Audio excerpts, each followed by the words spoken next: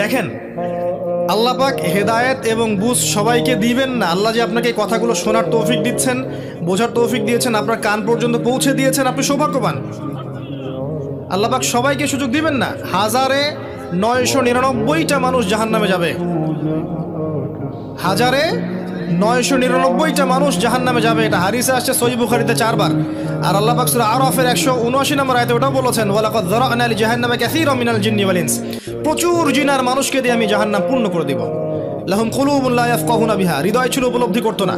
ওয়ালাহুম আযানুন লা ইয়াসমাউনা বিহা, কান ছিল শুনতো না। ওয়ালাহুম আ'য়ুনুন লা ইবসিরুনা বিহা, চোখ ছিল দেখতো না। উলাইকা কাল আনআম, এরা ছিল গবাদি পশুর মতো। বাল হুম আদাল, বরং তার চেয়ে নিকৃষ্ট। উলাইকা হুমুল গাফিলুন।